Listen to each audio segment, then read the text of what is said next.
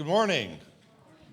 Ferris Bueller movie, Ferris Bueller's Day Off. There's a great line that says, life moves pretty quickly. So Stephen Pearl has been living the life moves pretty quickly part of that movie. Last December, he and his wife, Brittany, welcomed an infant daughter, Lainey. She'll turn 1 this December. It's one of those big steps in life, and just a few weeks ago, he moved into the head coaching role at Auburn University. And as he enters his first season as head coach at Auburn, he's well prepared, having spent 17 seasons as part of SEC basketball, 5 as a student athlete at the University of Tennessee, and 11, the last 11, as an assistant coach at Auburn. As a player, a number of highlights, but one of the most significant highlights came as a junior when he was part of a roster and a playing rotation that helped Tennessee's team advance to the Elite Eight. That was back in 2010 during his time as an assistant coach at Auburn. Auburn's made 2 Final Four appearances. He served as Auburn's defensive coordinator during the last 2 seasons and took the lead in recruiting future All-Americans and current NBA players Janai Broom and Walker Kessler. An indication of the respect that Stephen has earned as an assistant coach was clear when all 12 of Auburn's players opted to remain with the program during a time of transition. Welcome to the stage, our first head coach of the day, Stephen Pearl from Auburn University.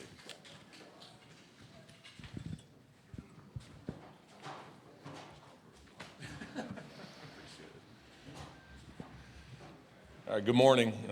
Thank you guys all for being here. First, I want to take a moment and thank Commissioner Sankey and Garth Glissman. It's quite a feat considering where the SEC was when I was a player. You know, it was very top-heavy. You would get 4 teams into the NCAA tournament every year, and to really watch the progression and grow from my time at Auburn, it went from a league that, you know, got 3 teams in 2013, I think, to obviously having the greatest season in the history of college basketball, the best conference in the history of college basketball, and obviously, you know, 2 teams in the Final Four and a national champion in Florida. So their leadership has obviously taken this conference to different heights. I want to thank John Cohen and Janan Paul and the rest of our administrative team at Auburn and our leadership at Auburn University for giving me this allowing me to have this honor of a once-in-a-lifetime opportunity to lead, you know, this proud program. The staff is the reason why, you know, we're still here. We have one of the, if not the greatest staff in college basketball.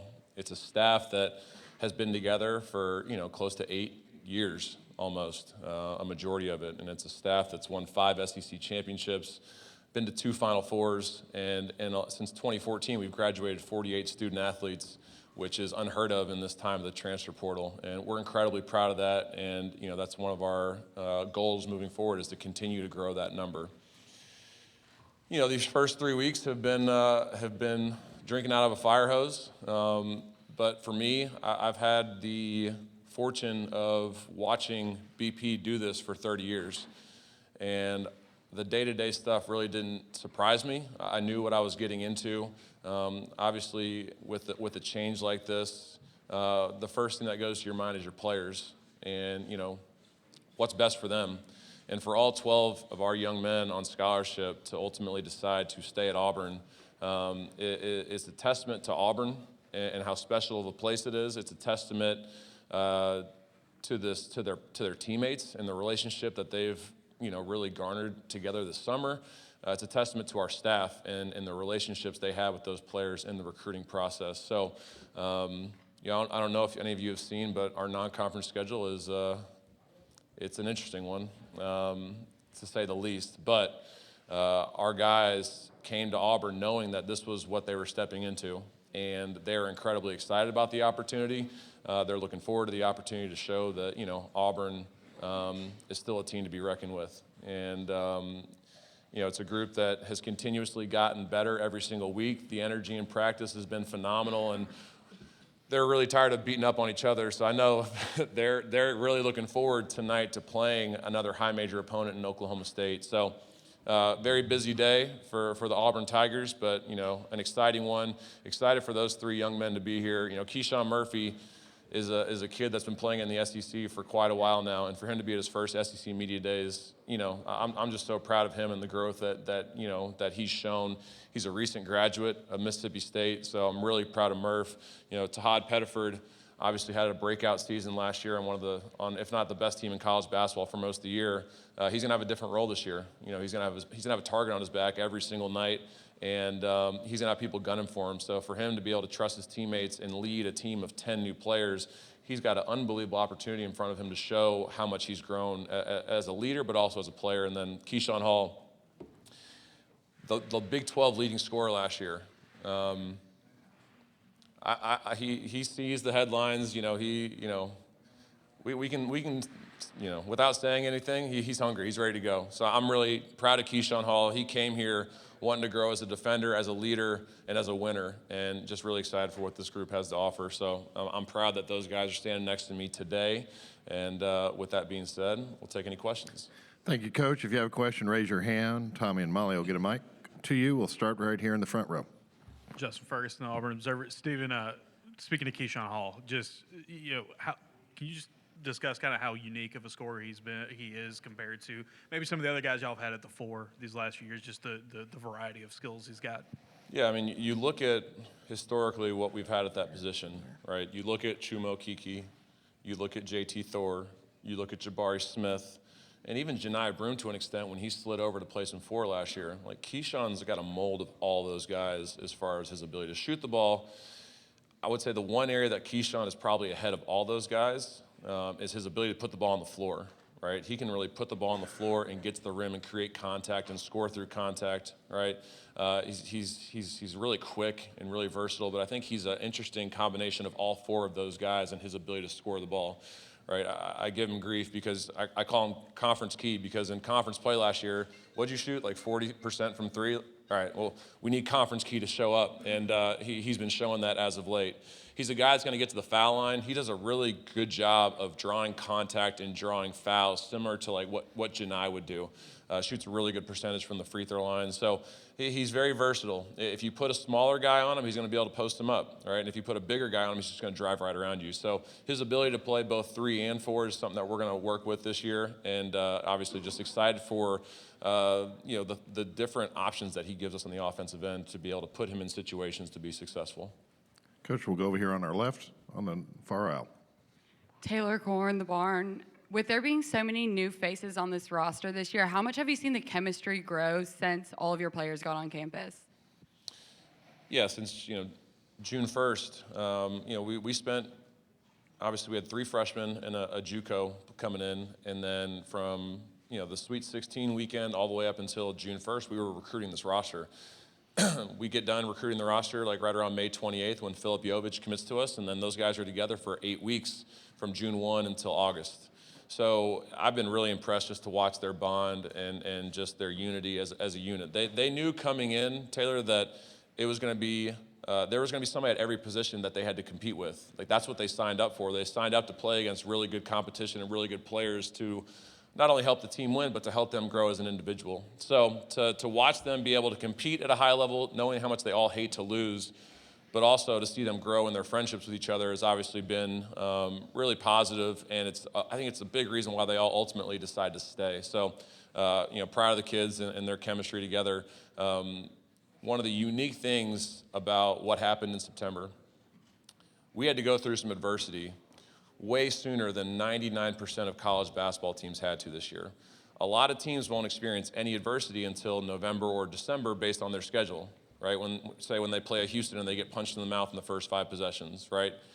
We had to go through adversity together in September. That's going to help this group stay close and stay tight-knit and stay together, which I think is, a blessing in disguise considering what happened with BP stepping down. So to see them stay together through a difficult situation gives me a lot of hope and a lot of, encouragement for the future. Coach, we'll go back over here on our right, second row. Stephen, when you talk about Auburn big men of the last few years, obviously it's really big shoes to fill with All-Americans. What did you guys see out of Murph in terms of his skill set that you thought would be a good fit for this team, but also be a good fit for a system that you've mentioned will be a little bit different than it's been the last few seasons? Yeah, Nathan, I don't know if you saw Murph in high school, but Murph was a shooter in high school, he was a guard. and he had guard skill set. And you've been to some practices, you've seen some of the things that he's able to do when he puts the ball on the floor. And he showed in the scrimmage on, what was that, Saturday. He made 3 threes, I think, in our scrimmage. He's shown the ability to stretch the floor and really make the defense respect him out there. So I'm really excited for Murph because, while he was really effective at Mississippi State, I think, considering what our fives do in our system, we allowed Walker Kessler to shoot threes. He shot 20%. Big reason for that is because he was the National Defensive Player of the Year. Janai Broome shot a lot of threes, shot I think 29%. While he was at Auburn. He was one of the best players in college basketball. So, we allow our guys the confidence and the freedom to be able to step out and spread it because, if they give the effort and the energy on the defensive end, we're going to allow those guys to have a lot more freedom on the offensive end. And I think Murph, seeing that was a big reason why when he ultimately got into the portal, he decided to come to Auburn because of what we let our 4s and 5s do from an offensive standpoint, which is what I think he's always had the skill set, and he's really excited to show moving forward. Okay, we're going to go right here in the center. If you can pass the mic down to him. Hey, Coach, Daryl Dapprich, Locked on Auburn. Obviously, the most influential coach that you've had is probably your father, but I'm interested to know what other coaches you've come across in your life that has made an impact on you with style, scheme, that have kind of got you to this point where you are right now.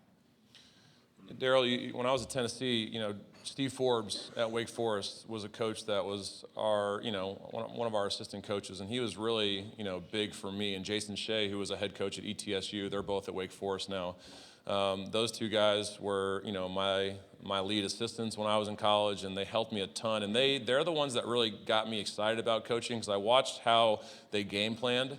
And those two, when it came to scouting reports, were as detailed as anyone I've ever been around. And that got me really excited about the prospect of getting ready for opponents and game planning and personnel and teaching points and offensive and defensive schemes. So watching those guys, the player, was really impactful. But then, obviously, once we got to Auburn, Todd Golden was a director of operations, but he was the one that brought analytics into our program when we first got to Auburn. And that was when Ken Pom was obviously really one of the only analytically, driven databases out there. Now there's 57 of them. It's been a mold of some of my assistants from Tennessee, but then Todd had a really big impact on me as an assistant when he was at Auburn. But then, it's pretty well documented that we've stayed in touch ever since he left Auburn to go to San Francisco.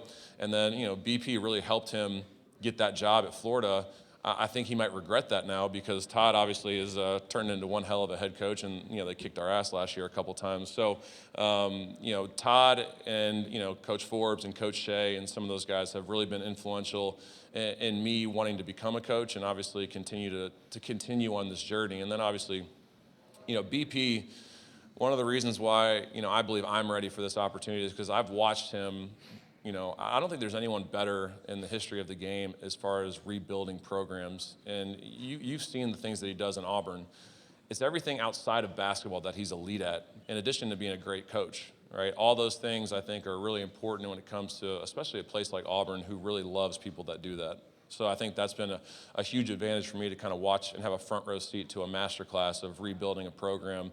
And I think, with 10 new guys, it's not a rebuild, but obviously, we got our work cut out for us. And we got to do a lot of the same things that BP did to get Auburn to where it is today to continue and sustain that success. We'll take one final question in the center, in the back. Myron Metcalf, ESPN. Coach, I feel like someone should tell Nicolay High School about this moment. Man, that's crazy. What was your initial conversation like with your father when you knew he was going to step down, you were going to get this job? And what was that emotion like to step into those shoes? So BP and I have been having hypothetical conversations about, his departure for years now. You text me asking me about it all the time. Well, is he going to be a senator? Is he going to, TV? So it's something that we've been talking about for years, right? And he really didn't get to a point where he felt like this was time until 2 weeks leading up to the decision that he made on the 21st. He made, John Cohen and a couple of our administrators aware that he was going to let them know on the 21st, the day before practice, that he was either going to stay or he was going to go. And it allowed them to have the opportunity to plan for both scenarios, BP coming back as the head coach, but also BP stepping aside and what we're going to do with that. In addition to that, BP and John 3 years ago, BP told him, like, listen, I don't know how much longer I'm going to do this. So John has been actively, in his mind, getting prepared for this for 3 years now and going through all the different options of, do I bring in an outside coaching staff? Do I bring in a big name guy? Or, he watched this staff grow as a unit and stay together and not go chasing other assistant jobs, not go chasing other head coaching jobs. And he ultimately felt like the staff had earned the right and the opportunity to continue to move this thing forward. As far as when it hit me, it didn't hit me until I showed up at the gym at Neville Arena when BP was filming his goodbye video, and John pulled me aside with Janae and was like, hey, you're the guy. So then I was like, oh, all right, here we go. So it all happened, really fast. But, I'm ready because I've spent 38 years watching him do this at a very, very high level. Coach Pearl, thank you for your time this morning. Thank you, guys.